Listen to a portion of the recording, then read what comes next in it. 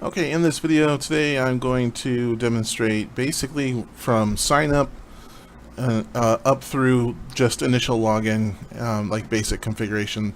There are other videos that go over other, configuring payment methods and things like that. So this is just to walk you through sign up and getting started. This one is going to be for if you're a QuickBooks Online user. There's another video that will be done for the desktop version, and if you have a desktop, you should watch that one if you want to see how the flow goes for setup. So let's just click on the sign up button there, and so I'm going to just put in some basic information here.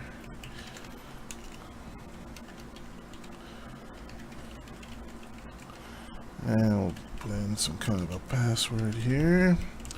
Okay, so let's move next. And as long as I was able to move forward, everything is good. So I'm choosing QuickBooks Online. Down at the bottom here, you can see like what you've already chosen. So we still have a couple things to do. So for company name, I'll just go to my accounts, but you should put your company name or just your name if you want. And this is what the initial portal URL will be. So you can actually use your own domain, but for the initial setup, you got to choose something here. So I'm just going to put, I don't know if it'll let me do that. Test portal. I can't put that word. Okay, we'll just put portal 5. Okay, it likes that. So let's go and let's click finish. And all right, we're all set. So it says your portal's been created. You can log in at the following address. So let's go into it. So this is basically what a plain portal will look like with nothing configured or set up yet. So I'm going to just put in that email address that I created it with and then the password that I had chosen. Let's get logged in.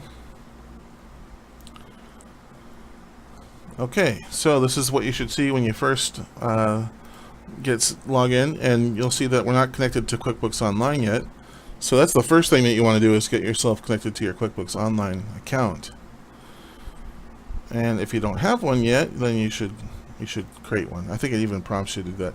Now I'm not using QuickBooks Payments, but if you are using QuickBooks Payments, you should also check that first prior to clicking the connect, and that will basically just make it so that when your connection is created, it allows for using QuickBooks Payments.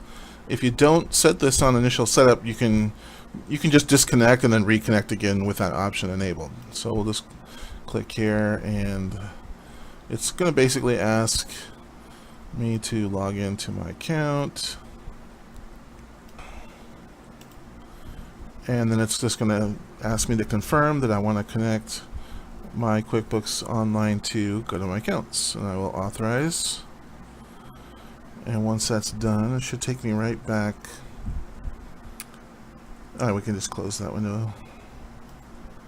There. Okay, so it's saying congratulations, you're now connected. So now the first thing you want to do is do a full sync.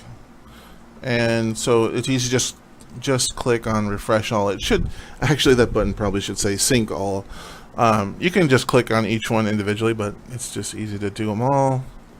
If you have a really large account, like a lot of records, you might want to do one at a time, just to be on the safe side, that it won't, that you don't get timeouts or anything like that. You might want to just do each one at a time, but this account doesn't have too much in it. So you saw it was really quick. Everything's already in there. Now, one common thing that we get asked a lot is they'll go to manage customers and people will say like, there's nothing there. And that's because the way that the licensing works for Go to My Account is you have to enable the customers that you want to give access.